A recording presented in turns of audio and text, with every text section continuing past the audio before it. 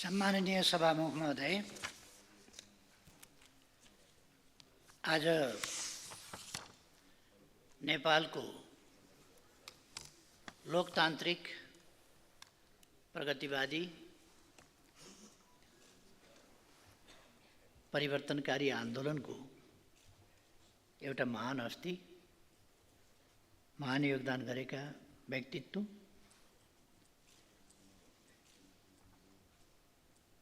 महान चिन्तक, एउटा महान दार्शनिक, इतिहासविद पुष्पलाल ज्यूको 46औं स्मृति दिवस हो र यस सन्दर्भमा म पुष्पलाल ज्यूप्रति हार्दिक सम्मान र श्रद्धासुमन अर्पण गर्न चाहन्छु। मैले उहाँको थर नभनेर पुष्पलाल मात्रै भने, उहाँ जातीयता झल्किने खालका कुनै कुरा नगरेर उहाँहरूले एउटा अभियानै चलाउनु भएको थियो, नाम मात्रै लेख्ने। त्यसकारण उहाँको समयमा पुष्पलाल, सूर्यलाल, अर्कोलाल यस्ता नाम मात्रै लेख्ने, थर नलेख्ने यस्तो अभियान चलाउनु भएको थियो र उहाँले पनि त्यही अनुसार पुष्पलाल मात्रै लेख्ने गर्नुहुन्थ्यो, थर लेख्नुहुन्न थियो। त्यसकारण मैले उहाँको थर उल्लेख गरिनँ। उहाँप्रति श्रद्धासुमन अर्पण गर्न चाहन्छु। उहाँको सम्बन्धमा मैले अहिले विचार विमर्श गर्ने समय होइन, त्यसकारण धेरै कुरामा जान चाहन्न। एउटा कुरामा मेरो ध्यान आकर्षण भएको छ। हामी यस गरिमामय संसदमा छौँ। यहाँ हामीले बोल्दा भएका कुरा बोल्ने गरौँ, सही कुरा बोल्ने गरौँ, तथ्ययुक्त कुराहरू बोल्ने गरौँ। जथाभावी राजनीति फरक होला, पार्टी फरक होला, तर त्यसो भनेर जथाभावी बोल्ने नगरौँ, असभ्य तरिका ननिकालौँ, झुटको सहारा नलिउँ। म फेरि एकपल्ट सम्झाएर भन्न चाहन्छु, मैले हिजो बोल्दा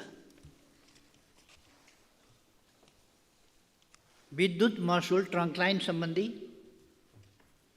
अथवा डेडिकेटेड लाइन सम्बन्धी विद्युत महसुल तिर्न पर्ने भनिएका र तिर्न नपर्ने भन्ने तर्क गरिरहेका उद्यमी व्यवसायीहरू र विद्युत प्राधिकरणका बीचको विवाद टुङ्ग्याउनुपर्छ, संवादबाट टुङ्ग्याउनुपर्छ। सरकारले पाउनुपर्ने रकम सरकारले लिनै पर्छ, असुल गर्नुपर्छ। तथ्य प्रमाणका आधारमा जुन विद्युत उनीहरूले उपयोग गरेका छन् त्यसको महसुल उनीहरूले तिर्नै पर्छ, उनीहरूसँग लिनुपर्छ। जुन महसुल उनीहरूले तिरेका छैनन्, के प्रयोग गरेका छैनन्, विद्युत प्रयोग गरेका छैनन्, त्यो महसुल उनीहरूले तिर्न पर्दैन। प्रयोग नगरेको विद्युतको महसुल तिर्न पर्दैन, मैले भनेको त्यो हो। प्रयोग गरेको विद्युतको महसुल तिर्नुपर्छ। तर आजको विषय होइन यो। 9-10 वर्ष अगाडिदेखि यो विवाद चलिराखेको छ। पटक पटक लाइन काटिन्छ, फेरि लाइन जोडिन्छ। किन यस्तो भइरहेको छ म डिटेलमा जान चाहन्न, आवश्यकता पर्दा डिटेलमा पनि जाउँला।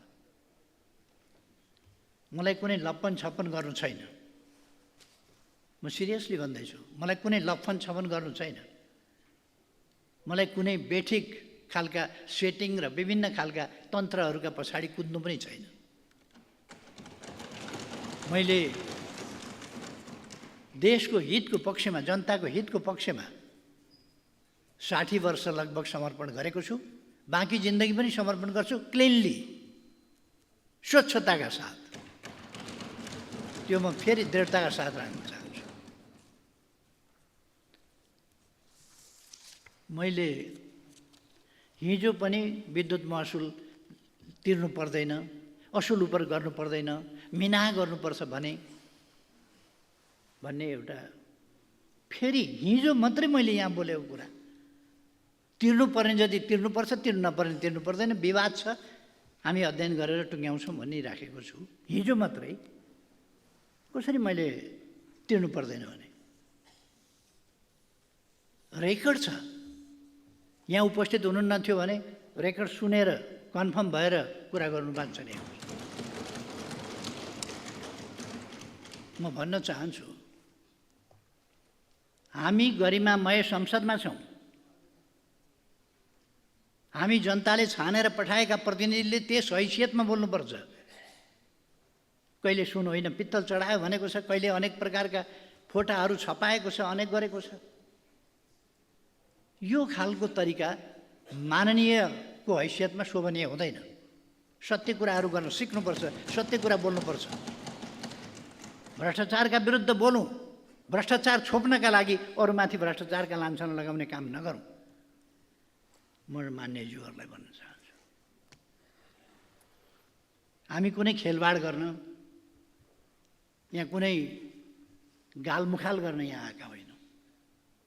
देश र जनताप्रति साँच्चैको जिम्मेवारी बोध गरेर हामी आएका हौँ र अवस्थामा परिवर्तन ल्याउँछौँ।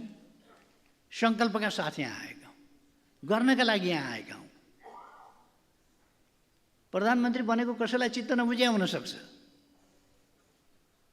ठिक छ नि, नबन्न सक्छ।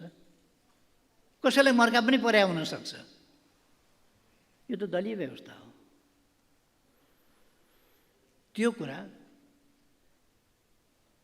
राजनीतिक हिसाबले, प्रश्नहरू राजनीतिक हिसाबले नै अगाडि बढाउँ।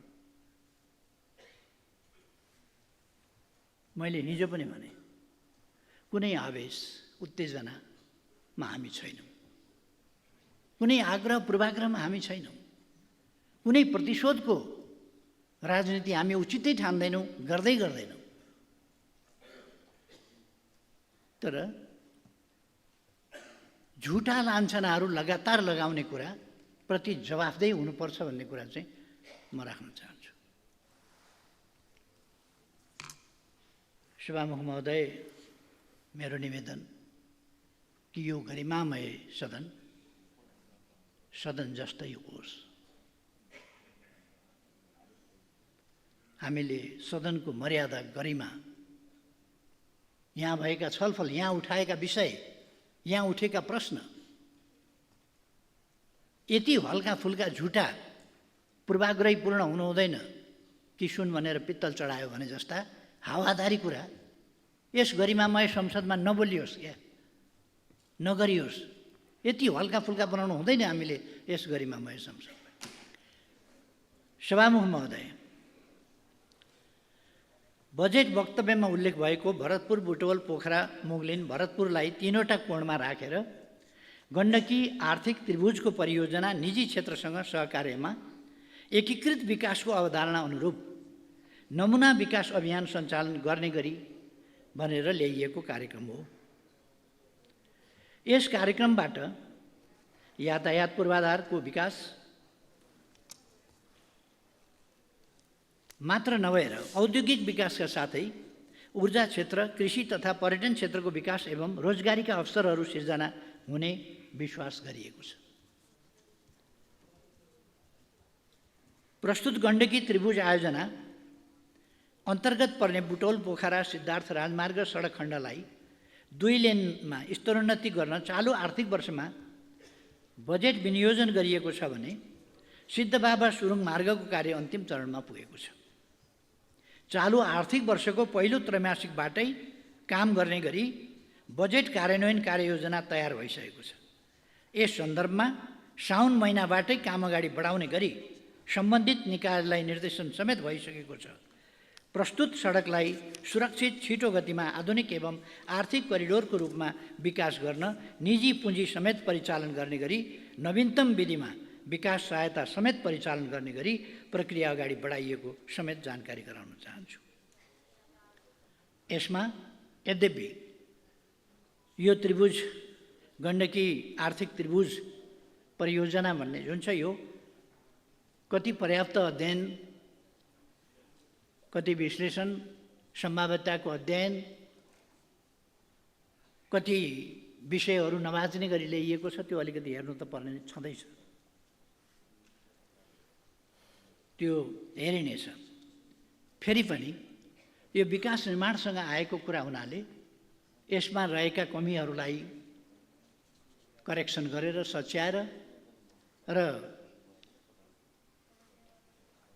यसलाई प्रभावकारी ढङ्गले कार्यान्वयनमा अगाडि बढाइनेछ। म त्यो मान्यज्यूलाई आश्वस्त पार्न चाहन्छु। मान्यज्यूले उठाउनु भएको दोस्रो विषय आँधी खोला उच्च बाँध विद्युत आयोजनाको सम्बन्धमा स्पष्ट गर्न चाहन्छु। स्याङ्जा जिल्लाको कालीगण्डकी गाउँपालिका मोतीचौरको आँधी खोलामा प्रस्तावित बाँधस्थल र गल्याङ नगरपालिकाको वडा नम्बर 3 मा विद्युत गृह रहेको आँधी खोला जलाशययुक्त जलविद्युत आयोजनाबाट 180 मेगावाट विद्युत उत्पादन गर्ने लक्ष्य रहेको छ। हालसम्म यस आयोजनाको पूर्व सम्भाव्यता अध्ययन गर्ने कार्य सम्पन्न भई वातावरणीय अध्ययन कार्य स्वीकृत भइसकेको छ। हालसम्मको अध्ययनबाट आयोजना निर्माण गर्न प्राविधिक रूपमा उपयुक्त देखिएको छ। यस आयोजनाको निर्माण गर्न गल्याङ नगरपालिकामा 712 घरहरू विस्थापित गर्नुपर्ने चुनौती भने रहेको छ। यस आयोजना निर्माणका लागि मोडालिटी टुङ्ग्याई लगानी जुटाउने, updated feasibility and detail design report तयार गर्ने, बोलपत्र आह्वान गरी निर्माण गर्ने लगायतका कार्य स्वीकृत कार्ययोजना अनुसार अगाडि बढाउने विश्वास दिलाउन चाहन्छु।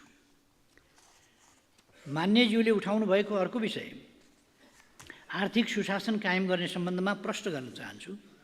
वित्तीय अपराधको प्रभावकारी नियन्त्रणका लागि जोखिममा आधारित मूल्याङ्कन प्रणाली अवलम्बन गर्ने, अधिक जोखिम रहेका क्यासिनो, बहुमूल्य धातु, सहकारी, घर जग्गा, विप्रेषण र बैंकिङ क्षेत्रको सघन सुपरिवेक्षण गर्ने व्यवस्था मिलाइनेछ भने भ्रष्टाचारमा शून्य सहनशीलताको नीति अनुरूप भ्रष्टाचारको दृष्टिले उच्च जोखिमका क्षेत्र पहिचान गरी नियन्त्रणका लागि एकीकृत रूपमा प्रवर्धनात्मक, निरोधात्मक तथा उपचारात्मक उपाय अवलम्बन गरिनेछ। भ्रष्टाचार न्यूनीकरण र सदाचार पद्धतिको प्रवर्धन गर्दै राज्यका समग्र क्षेत्रमा सुशासन कायम गर्नका लागि प्रविधि मैत्री सेवा प्रवाहमा जोड दिइनेछ। सरकारका सबै अङ्गहरूमा आन्तरिक नियन्त्रण प्रणाली सुदृढ बनाउने तथा सार्वजनिक खरिद कानुनको समसामयिक संशोधन र परिपालनालाई सशक्त र प्रभावकारी बनाइनेछ। राजस्व चुहावट नियन्त्रण गरी गैरकानुनी आर्थिक कारोबार हुन नदिन सम्बन्धित निकायलाई क्रियाशील बनाई समन्वयात्मक रूपमा परिचालन गर्नुको साथै चोरी निकासी एवं पैठारी नियन्त्रणका लागि संयुक्त गस्ती परिचालन र छड्के जाँच तथा सुराकी परिचालनलाई प्रभावकारी बनाइनेछ। राजस्व परिचालनलाई प्रभावकारी बनाई आर्थिक सुशासन कायम गर्न केन्द्रीय बीजक अनुगमन प्रणाली, आशीकुडा प्रणाली, VCTS सूचना प्रणाली, भूमि व्यवस्थापन तथा अभिलेख सूचना प्रणाली बीच अन्तर आबद्धता कायम गरी एकीकृत करदाता सूचना प्रणालीको विकास गर्नेछ। यस्तै आयात हुने मालवस्तुको मूल्याङ्कनका लागि नियमित बजार सर्वेक्षण गरी सङ्कलन गरिएको सूचनाका आधारमा तथ्यपरक र वास्तविक भन्सार मूल्याङ्कन प्रणाली विकास गरिनेछ। स्रोत परिचालनको दबावलाई न्यूनीकरण गर्न राजस्व परिचालनका अन्य क्षेत्र परिचालन गरी राजस्वको दायरा विस्तारलाई थप प्रभावकारी बनाइनेछ।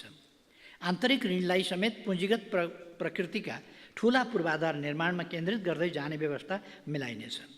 आर्थिक क्रियाकलापमा आएको सुस्ततालाई सम्बोधन गर्नुपर्ने अवस्था रहेको छ।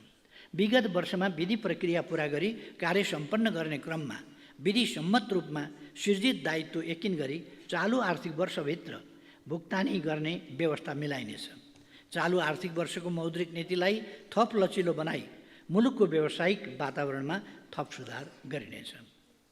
मिटर ब्याज, सहकारी, लघुवित्तका क्षेत्र तथा क्रिप्टोकरेन्सीको प्रयोग तथा हुन्डी लगायतका माध्यमबाट ठगीका घटना बढ्दै गएकाले यस प्रकारका आर्थिक अपराधका घटनामा विद्यमान स्रोत साधन र उपलब्ध जनशक्तिबाट प्रभावकारी रूपमा अनुसन्धान गरी दोषीलाई कारबाहीको दायरामा ल्याइनेछ। सम्माननीय सभामुख महोदय, नेपालको अन्तर्राष्ट्रिय सीमाका सम्बन्धमा सङ्घीय संसद, नेपाल सरकार र सबै नेपाली स्पष्ट र दृढ रहिआएका छौँ। नेपालको संविधानको मिति 77-3-4 मा भएको दोस्रो संशोधन मार्फत नयाँ नक्सा समेटी संविधानको अनुसूची 3 मा राखिएको तथा सीमा सम्बन्धी विषयमा हामी बीच अभूतपूर्व राष्ट्रिय सहमति रहेको छ। सुगौली सन्धि 1816 बमोजिम, लिम्पियादुरा, कालापानी र लिपुलेक लगायत काली अर्थात् महाकाली नदी पूर्वका सबै भूभाग नेपालको हो भन्ने कुरामा नेपाल सरकार दृढ र स्पष्ट रहेको छ। उच्चस्तरीय भ्रमणहरूका अवसरमा नेपाल र भारतका प्रधानमन्त्री बीच भएको भेटवार्तामा समेत सीमा सम्बन्धी विषयलाई स्थापित कूटनीतिक संयन्त्रहरू मार्फत समाधान गर्ने गरी अगाडि बढ्ने समझदारी भएको छ। गत 2080 साल पुस 19मा सम्पन्न परराष्ट्र मन्त्री स्तरीय नेपाल भारत संयुक्त आयोगको 7औं बैठकमा समेत सिमानाको विषयमा छलफल भएको र नेपाल भारत सीमाको बाँकी खण्डमा काम छिटोभन्दा छिटो सम्पन्न गर्ने प्रतिबद्धता व्यक्त भएको छ। नेपाल भारत सीमा कार्य समूह नेपाल इन्डिया बाउन्ड्री वर्किङ ग्रुपबाट नेपाल भारत सीमानामा सीमा स्तम्भहरूको निर्माण, पुनर्स्थापना र मर्मतका साथै 10 गजा एवं क्रस होल्डिङको लगत तयार गर्ने जस्ता प्राविधिक कार्य निरन्तर रूपमा हुँदै आएका छन्। द्विपक्षीय अनुकूलतामा यसका बैठक सुचारू गर्ने सम्बन्धमा पहल भइरहेको छ। सुगौली सन्धि, विभिन्न नक्सा, ऐतिहासिक तथ्य तथा प्रमाण समेतका आधारमा सीमा समस्यालाई भारत सरकारसँग वार्ता र कूटनीति मार्फत समाधान गर्ने नेपाल सरकारको निरन्तर अडान र प्रतिबद्धता रहिआएको छ। सोही अनुरूप हाम्रो सक्रिय पहल रहने कुरा म स्पष्ट पार्न चाहन्छु।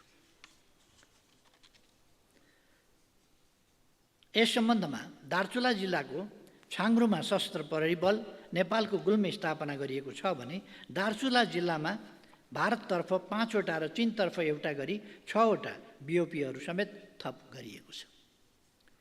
सुशासन, सेवा प्रवाह र विकास निर्माणको बाधकको रूपमा रहेको भ्रष्टाचार निवारण वर्तमान सरकारको प्रमुख प्राथमिकताको विषय हो। भ्रष्टाचार निवारणका लागि सरकारले सम्भाव्य सबै उपायहरूको अवलम्बन गर्नेछ। सुनकाण्ड, सहकारी ठगी, नक्कली भुटानी शरणार्थी लगायतका मान्यज्यूले उठाउनुभएका विषयहरूमा म के प्रश्न पार्न चाहन्छु भने आम जनताको चाहना बमोजिम राष्ट्रिय हितको रक्षा गर्न, भ्रष्टाचार नियन्त्रण गरी सुशासन कायम गर्न सरकार प्रतिबद्ध छ। ठुला साना जोसुकै भए पनि दोषीलाई कानुनी दायरामा ल्याइने प्रतिबद्धता व्यक्त गर्न चाहन्छु। यस सम्बन्धी कतिपय विषयहरू न्यायिक निकायहरूमा विचाराधीन समेत रहेकाले सोही बमोजिम न्याय निरूपण हुनेछ। र म थप के भन्न चाहन्छु भने कुनै पनि प्रकारको भ्रष्टाचार सम्बन्धमा मुलायजा गरिने छैन, कुनै पनि दल विशेष भनेर हेरिने छैन, छुट्याइने छैन, कोही पनि भ्रष्टाचार गर्ने व्यक्तिका अनुहार हेरिने छैन। अनुहार नहेरिकन व्यवहार हेरेर कारबाही गरिनेछ। यसमा म गरिमामय संसदका सबै मान्य सदस्यज्यूहरूलाई ढुक्क रहन आग्रह गर्न चाहन्छु। सभामुख महोदय,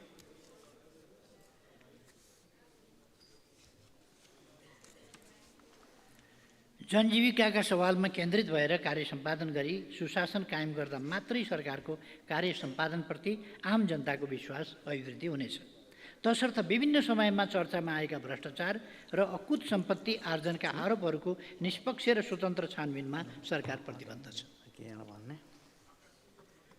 जहाँसम्म सहकारीको विषय छ, यसमा सहकारी क्षेत्र तथा बचतकर्ताहरूले भोग्नु परेका समस्याहरू सम्बोधन गर्न विगतमा गठित कार्यदलहरूबाट प्राप्त हुन आएका सुझाव एवं सहकारी पीडितहरूसँग पटक पटक गरिएका सहमतिहरू कार्यान्वयन गर्न भूमि व्यवस्था, सहकारी तथा गरिबी निवारण मन्त्रालयबाट विभिन्न प्रयासहरू अगाडि बढेका छन्।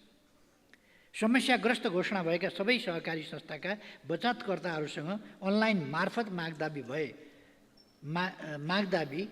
माग गरिए बमोजिम 59,587 वटा मागदाबी निवेदन प्राप्त भएको र 35,51,72,35,000 रुपैयाँ बराबरको दायित्व यकिन गरिएको छ। सहकारी कर्जा असुली न्यायाधिकरण, कर्जा सूचना केन्द्र र सहकारी बचत तथा कर्जा सुरक्षण कोष स्थापना गर्ने प्रक्रिया अगाडि बढाइएको छ र बजेट समेत सुनिश्चित गरिएको छ। सहकारी नीतिको परिमार्जन मस्यौदा तयार गरिएको छ। सहकारी ऐन 2074 को संशोधन मस्यौदा तयारीको चरणमा रहेको छ। मान्यज्यूले उठाउनु भएको अर्को विषय संविधान संशोधनसँग सम्बन्धित रहेको छ। संविधान संशोधन राष्ट्रिय आवश्यकता र राष्ट्रिय हितलाई मनन गरी राजनीतिक दलहरूबीच राष्ट्रिय सहमति जुटाउँदै अघि बढाइने विश्वास दिलाउन चाहन्छु। संविधान संशोधनको विषय कसैको लहरको विषय होइन र यो समयको माग, देशको आवश्यकताका लागि हो भन्ने कुरा मैले हिजो पनि भने, फेरि दोहोऱ्याउँछु। वर्तमानमा देखिएका समस्या सम्बोधन गरी संविधानलाई अझ जीवन्त बनाउन र देशलाई स्थायित्व र समृद्धिको मार्गमा अगाडि बढाउन सरकारमा रहेका र नरहेका सबै दलहरूसँग छलफल र परामर्श गर्दै यस कार्यलाई अगाडि बढाउने विश्वास दिलाउन चाहन्छु। मान्यज्यूले उठाउनुभएका अन्य विषयका सम्बन्धमा पूर्व प्रश्नकर्ता मान्यज्यूहरूको उत्तरमा समेत यी कुराहरू स्पष्ट पारिसकेका छु। सम्माननीय सभामुख महोदय, उत्तर गङ्गा जलाशययुक्त जलविद्युत आयोजना पहिले नेपाल विद्युत प्राधिकरणको आयोजना विकास विभाग अन्तर्गत रही सोही विभागबाट सम्भाव्यता अध्ययन, वातावरणीय प्रभाव मूल्याङ्कनको काम भएको थियो। हाल उत्तर गङ्गा जलाशययुक्त जलविद्युत आयोजना स्पेशल पर्पस भेहिकलको रूपमा विकास गर्न 2074 सालमा उत्तर गङ्गा पावर कम्पनी लिमिटेडको स्थापना गरी कार्य अगाडि बढाइएको छ। हालसम्म आयोजनाको सम्भाव्यता अध्ययन सम्पन्न गरिएको, वन तथा वातावरण मन्त्रालयबाट वातावरणीय प्रभाव मूल्याङ्कन स्वीकृत भइसकेको, जग्गा अधिग्रहणको लागि प्रक्रिया अघि बढाइएको छ। विद्युत उत्पादन अनुमति पत्रको लागि विद्युत विकास विभागमा आवेदन दिइसकिएको छ। हाल एनईए इन्जिनियरिङ कम्पनी मार्फत आयोजनाको review of feasibility study and basin and intervention option स्टडीको कार्य भइरहेको छ। एनईए इन्जिनियरिङ कम्पनी मार्फत आयोजनाको review of feasibility study and in basis and intervention option स्टडीको अन्तिम प्रतिवेदन प्राप्त भएपछि कन्स्ट्रक्सन मोडालिटी र फन्डिङ मोडालिटी निर्क्युल गरी आगामी 4 वर्षभित्र आयोजना निर्माण सम्पन्न गर्ने लक्ष्य रहेको छ। खानी तथा भूगर्भ विभागबाट अन्तर्राष्ट्रिय अटोमिक सङ्गठनको सहयोगमा भएको प्रारम्भिक अन्वेषणबाट मुस्ताङको लोमाङथाङ क्षेत्रमा उत्खनन योग्य गुणस्तर र परिमाणमा युरेनियमको खनिज भण्डार रहेको देखाएको छ। युरेनियम रणनीतिक खनिज भएकोले यसको उत्खनन पूर्व केही कानुनको सुधार, प्रयोगशालाको स्तरोन्नति, जनशक्ति विकास सँगसँगै गरी विस्तृत अन्वेषण र औद्योगिक उपयोगको मोडालिटी र सङ्गठन ढाँचा तय भए पश्चात मात्र उत्खनन गर्न सकिने देखिन्छ। यस कामको सन्दर्भमा पहिले नै म प्रधानमन्त्री दोस्रो कार्यकालमा हो क्यार म प्रधानमन्त्री भएको बेला होइन, पहिल्यै कार्यकालमा म प्रधानमन्त्री भएको बेला मैले त्यहाँ अन्वेषण गर्ने र त्यहाँ युरेनियम छ कि छैन भनेर पत्ता लगाउने काम गरेको थिएँ र त्यहाँ युरेनियम छ भनेपछि त्यसको सुरक्षाको, त्यस क्षेत्रको युरेनियम क्षेत्रको सुरक्षाको जिम्मा नेपाली सेनालाई लगाइएको थियो। त्यो ठाउँ सुरक्षित छ र त्यसको विधि पुर्याएर मैले यहाँ भने जस्तै यसको विस्तृत अन्वेषण र औद्योगिक उपयोगको मोडालिटी र सङ्गठन ढाँचा तय भएपछि मात्रै उत्खनन गर्न सकिने देखिने कुरा मैले निवेदन गरेकै छु। पानी जहाजको सञ्चालन तथा व्यवस्थापन सम्बन्धी कानुनलाई संशोधन र एकीकरण गर्न बनेको विधेयक नेपाल सरकार मन्त्री परिषदबाट मिति 81/3/27 संसदमा पेश गर्ने प्रयोजनार्थ स्वीकृत भई संसदमा पेश गर्ने प्रक्रियामा रहेको जानकारी गराउँदछु। सम्माननीय सभामुख महोदय, मान्यज्यूले उठाउनु भएको प्रश्नको सम्बन्धमा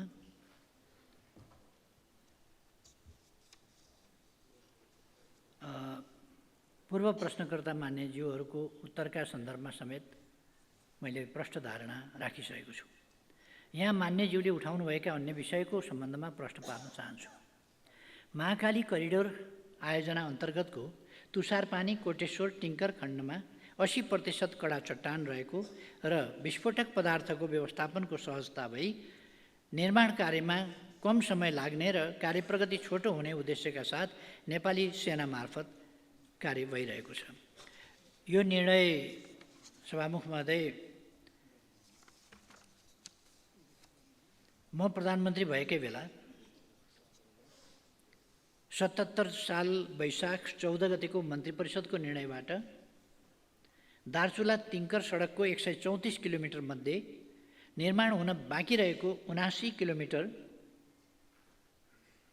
अन्तिम सडक खण्ड तुषारपानी कोठेदार तिङ्कर सडक निर्माणको जिम्मा नेपाली सेनालाई सुम्पिने निर्णय गर्दा साबिककै उक्त निर्णयमा नै साबिक जस्तै रातो किताबमा बजेट विनियोजन भइरहेको अवस्था समेत त्यसलाई अन्त्य गरेर, किनभने त्यो चट्टानी भूभाग भएको हुनाले अरूले गर्न गाह्रो हुने भएको हुनाले नेपाली सेनालाई सुम्पिएको थियो।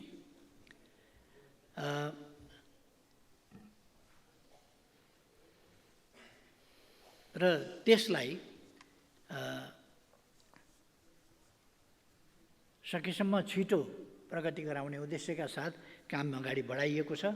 बढाइने कुरा म मान्यज्यूलाई आश्वस्त पार्न चाहन्छु। छुट्टै बजेट शीर्षकको सन्दर्भमा रक्षा मन्त्रालयबाट कार्यान्वयन भइरहेको तराई मधेस द्रुत मार्ग बाहेक अन्य कुनै पनि नेपाली सेनाले निर्माण गर्ने सडकमा छुट्टै बजेट उपशीर्षक कायम भएको अवस्था छैन। तथापि यथेष्ट बजेट विनियोजनका सन्दर्भमा भने बजेट अभावका कारण कार्य प्रगतिमा कुनै कमी हुन नदिने, नेपाली सेनाबाट माग भए बमोजिम नै विगतमा पनि बजेट व्यवस्थापन भएको र भविष्यमा समेत बजेट कमी हुन नदिने विश्वास म व्यक्त गर्न चाहन्छु। सङ्घको कार्यक्षेत्र रहेका सुदूरपश्चिम प्रदेशको पहाडी क्षेत्रमा सिँचाइ र नदी नियन्त्रणका कार्यहरू प्रभावकारी रूपले सम्पादन गर्न दार्चुलाबाट बैतडीको पाटनमा कार्यालय स्थानान्तरण गरिएको थियो। तटबन्ध निर्माण कार्यान्वयन एवं आवश्यक अनुगमनका लागि सम्पर्क कार्यालय र केही प्राविधिकहरू दार्चुलामा पनि राखिएको छ। साथै बैतडी स्थित कार्यालयले पनि यस सम्बन्धी कार्य गर्ने जानकारी गराउन चाहन्छु। सभामुख महोदय, म प्रश्नकर्तालाई धन्यवाद दिन चाहन्छु। मैले नबुझेको कुरा के भने नि, हामी यो गरिमामय संसदको समय हामी सांसदहरू कस्ता कुरामा अल्झिनुपर्छ, कस्ता कुरा अल्झिनु हुँदैन। पार्टीहरूका बीचका सहमति एएमभित्र हुनुपर्छ कि पिएमभित्र हुनुपर्छ, कति बजेर कति मिनट जाँदा हुनुपर्छ, यस्तो कुनै कहीँ कतै छ र? यस्तो हुन्छ कहीँ कतै? यो एएमभित्र सक्नुपर्छ या पिएम लागेपछि गर्न हुँदैन, या पिएमभित्र सक्नुपर्छ, वा यति बजेर यति मिनट गएपछि अफिस अफ हुन्छ। पोलिटिकल पार्टीहरूको अफिस अफ हुँदैन, पोलिटिकल एक्टिभिटीको अफिस अफ हुँदैन, घडीको अफिस पनि अफ हुँदैन, समयको गति पनि अफ हुँदैन। त्यसकारण यो समय गतिशील समय छ। त्यति बेला थकाइ लागेकाहरू सुत्छन्, दिउँसो पनि सुत्छन् नि, थकाइ नलागेकाहरू बस्छन्, काम पनि गर्छन्, लेखकहरू बस्छन्, चिन्तकहरू बस्छन्, अरू पनि बस्छन्, विचार विमर्श गर्नेहरू पनि बस्छन्। त्यसकारण यस्तो सानोतिनो कुराहरूमा टाउको दुखाएर समय खेर फाल्नु म कुनै आवश्यकता देख्दिनँ। आम नेपाली नागरिकले थाहा पाउँदा विद्रोह गर्ने कुराहरू पनि समाजमा छन् र भनेर हिजो त भनिसकेँ त मैले, त्यसपछि त मैले बुझाउनु भएको छ प्रश्न। हिजो मैले भनिसकेँ के छन्, 7वटा जवाब मैले त भनिसकेँ। मुद्दामा के छ त 7वटा मुद्दामा सबै देशका लागि, जनताका लागि, जनताको हितमा। अब कसैलाई त मर्का पर्या हुनसक्छ, मैले अघि नै भने कसैलाई मर्का पर्या हुनसक्छ, त्यो बेग्लै कुरा हो। तर यो देशको जनताको हितको पक्षमा छ, त्यो प्रतिबद्धताका साथ यो गरिएको। अब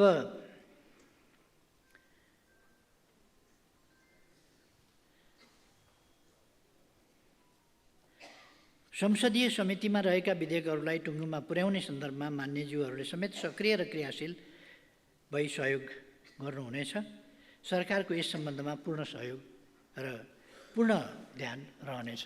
म यति मान्यजीलाई आश्वस्त पार्न चाहन्छु। गत असार 28 गते त्रिशुलीमा भएको यात्रु बस दुर्घटनामा परेर हराएका 62 जनामध्ये हालसम्म 25 जनाको शव फेला परेको छ। त्यसमध्ये 18 जनाको शनाखत भएको छ भने 7 जनाको शनाखत हुन बाँकी रहेको छ।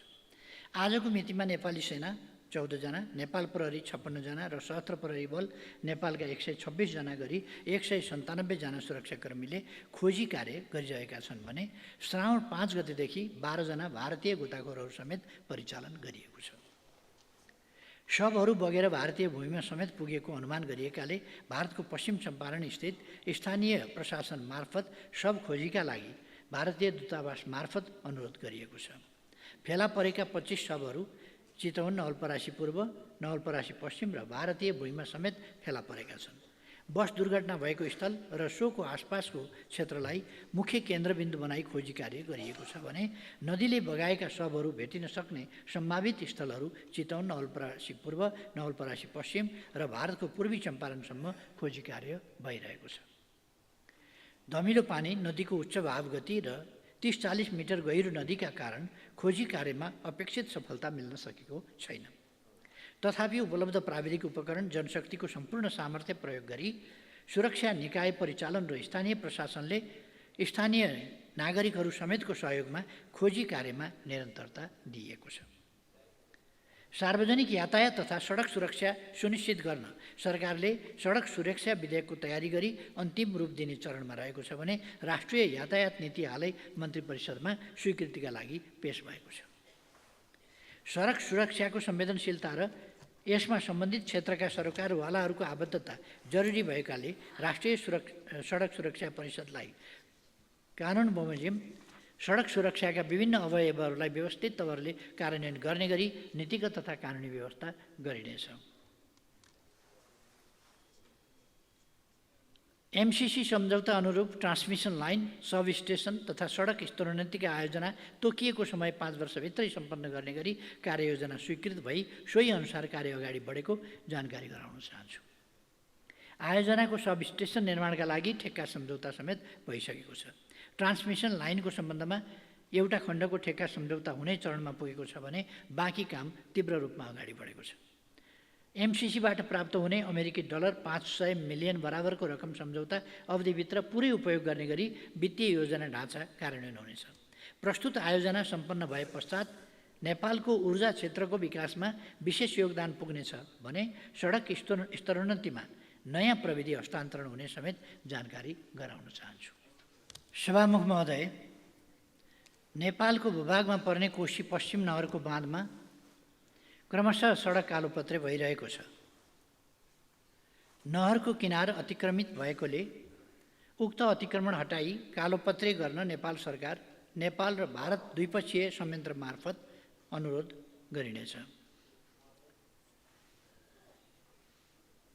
अर्को दोस्रो प्रश्न, उदयपुरको गाईघाटदेखि भारतीय सीमासम्मको सडक निर्माणको सन्दर्भमा पूर्व तयारीका कार्यहरू सम्पन्न भई गत आर्थिक वर्ष 80-81 मा स्रोत सहमति माग भएकोमा आर्थिक चापका कारण अगाडि बढाउन नसकिएकोले यस आर्थिक वर्षमा प्राथमिकताका साथ अगाडि बढाउने काम गरिनेछ।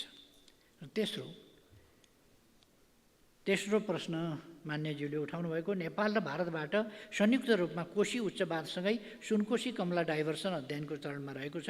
अध्ययन सम्पन्न भएपछि यसको कार्यान्वयन अगाडि बढाइनेछ।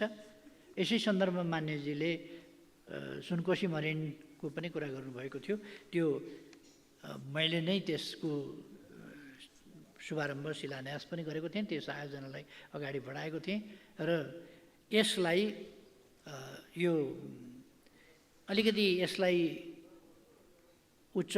कोशी उच्च बाँधसँग पनि अलिकति जोड्ने काम भएको छ। त्यो जटिलताहरूलाई समेत ध्यानमा राखेर अगाडि बढाउने प्रयास गरिनेछ। माननीय सदस्यज्यूलाई धन्यवाद छ। समृद्ध नेपाल, सुखी नेपाली जो राष्ट्रिय आकांक्षा हो, त्यो पुरा गर्न जसलाई हामीले गन्तव्य बनाएका छौँ त्यसलाई प्राप्त गर्न नै मैले 77 सालमा मेरो नेतृत्वमा गठित सरकारले कयौँ राष्ट्रिय गौरवका आयोजनाहरू, यो 77 मा मात्रै होइन कि अगाडिदेखि नै, यो 74 बाटै हामीले सुरु गरेका थियौँ र 75, 76, 77, 78 सम्म हामीले विभिन्न आयोजनाहरू अगाडि बढाएका छौँ र कयौँ राष्ट्रिय गौरवका आयोजनाहरू, निर्वाचन क्षेत्र केन्द्रित रणनीतिक योजनाहरू र पालिका केन्द्रित योजनाहरू सुरुवात गरेका थियौँ। यसरी थालनी गरेका मध्ये अधुरा र अल्पत्र योजनाहरूलाई स्रोत साधनको उचित व्यवस्थापन गरेर यथाशीघ्र अगाडि बढाउने र सम्पन्न गर्ने यस सरकारको प्राथमिकता रहेको छ। मैले हिजो पनि भनेको थिएँ, थालेका कामहरू सिद्ध्याउने हाम्रो प्राथमिकता हुनेछ। नयाँ थाल्ने मात्रै होइन, थालेका काम सिद्ध्याउने, पुरा गर्ने, नतिजा प्राप्त गर्ने, यो हाम्रो प्राथमिकतामा रहन्छ अहिले भनेर मैले हिजो पनि बोलेको थिएँ। अर्को कतिपय मान्यजीहरूले हिजोको बहसमा पनि मैले सुने, पूर्वाधार विकासका कुराहरूलाई खेर गएको जस्तो ठान्ने, सम्पत्ति खेर गएको जस्तो ठान्ने। पूर्वाधार विकासका पूर्वाधार भनेको विकासका पूर्वाधार हो नि त। पूर्वाधार नै नभइकन, पूर्वाधार भनेको जग जस्तो हो, पूर्वाधार नै नभइकन विकास कसरी हुन्छ त? विकासको पूर्वाधार। त्यसकारण पूर्वाधार भनेको विकासभन्दा अगाडि आउने चिज हो। त्यसले विकास अगाडि बढाउँछ, विकास अगाडि बढाउन मद्दत गर्छ। त्यसकारण त्यसलाई पूर्वाधार भनिन्छ। त्यो कुरा अलिकति नबुझ्न खोजेको जस्तो। अस्पताल भवन किन बनायो, विद्यालय भवन किन बनायो, कतिपय राष्ट्रिय गौरवका कुराहरू हुन्छन्, किन बनाइए, त्यसले कति लिटर दुध दियो, कति बोरा धान फल्यो, कति घोगा मकै फले जस्तो हिसाब हुँदैन त्यसको। हाम्रा कतिपय गौरवका कुरा हुन्छन्, हाम्रा कतिपय इतिहासका कुरा हुन्छन्, कतिपय ऐतिहासिक धरोहरहरू हुन्छन्, हाम्रो संस्कृति हुन्छ। त्यसकारण यसलाई ठ्याक्कै तत्कालको आयव्ययमा मात्रै जोडिँदैन। त्यसको विकासको समग्र विकासको अभियानसँग, गतिसँग र विकासका आधारसँग र उपलब्धिहरूसँग त्यसको सरोकार हुन्छ। सीमित स्रोत र साधनको सदुपयोग गर्दै राष्ट्रिय गौरव रूपान्तरणकारी प्राथमिकता प्राप्त र राष्ट्रिय महत्त्वका अन्य आयोजनाहरूका बजेट अभाव नहुने व्यवस्था पनि मिलाइनेछ। हाल कार्यान्वयनमा गएका आयोजना अन्तर्गतका ठेक्काहरूको कार्य सम्पन्न गर्न आवश्यक बजेट व्यवस्था गरिनेछ। साथै ठेक्का व्यवस्थापनलाई चुस्त बनाइने र जिम्मेवार पक्षलाई जवाबदेही